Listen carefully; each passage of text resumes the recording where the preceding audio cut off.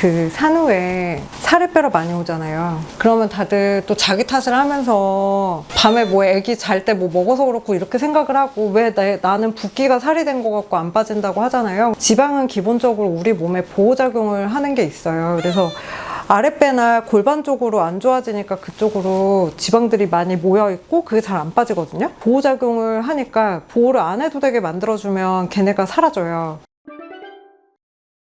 그 산후에 살을 빼러 많이 오잖아요. 살을 빼러 많이 오는데 뱃살이 이렇게 잘 안 빠지잖아요. 그러면 다들 또 자기 탓을 하면서 밤에 뭐 애기 잘 때 뭐 먹어서 그렇고 이렇게 생각을 하고 왜 나는 붓기가 살이 된 것 같고 안 빠진다고 하잖아요. 그래서 이런 거는 산후 보약을 먹어야지 살이 빠져요. 특히 아랫뱃살 같은 경우에는 산후 보약을 먹어야지 살이 빠지는 이유가 지방은 보호작용을 하잖아요. 지방의 작용 중에 하나가.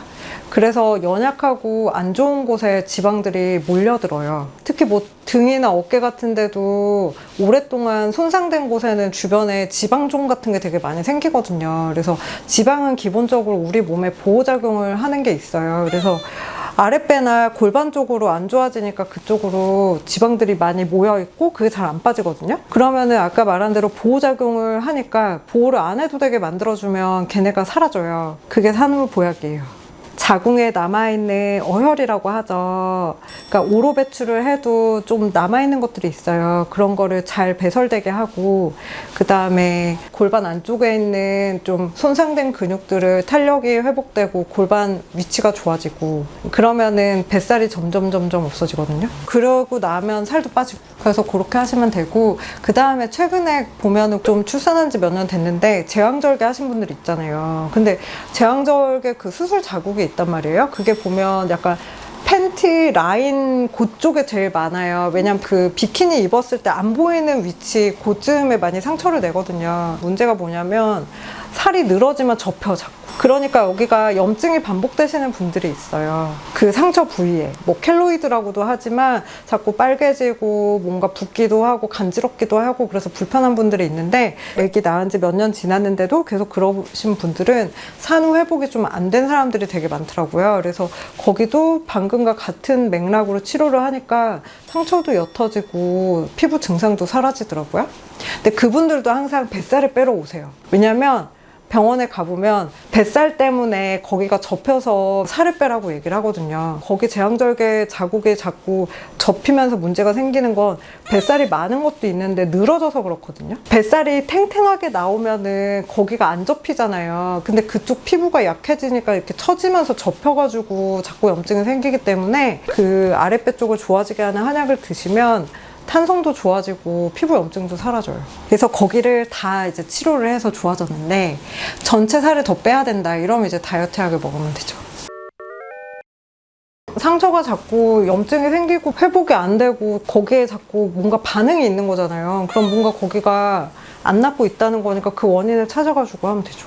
그리고 그런 분들은 그러면 골반이 회복이 덜 된 거니까 하체도 자꾸 부을 수 있고, 다리에도 뭔가 지방들이 자꾸 잘 안 빠지고서는 자꾸 존재하고 있을 수도 있고, 그러면은 뭐 발 뒤꿈치 각질도 되게 많을 수도 있고, 그리고 뭔가 안 좋은 상태인 곳들은 변색되는 게 많아요. 색깔도 많이 변하거든요. 배에 뭔가 점도 많이 생기는 것 같고 얼룩덜룩한 게 생기고 피부가 잘 안 낫는다 이러면 거기 뭔가 문제가 있긴 한 거예요. 그냥 피부만 문제가 있는 게 아니고 뭔가 내부적인 문제가 있으니까 밖으로 보이는 거거든요. 그래서 이제 뭐 한의사들 무슨 뭐 검사 기기도 안 하고서는 어떻게 사람 병을 아냐, 뭐 무당이냐 뭐 이러는데 그게 아니고 한의학적인 관점에서는 그렇게 보면 아는 거예요.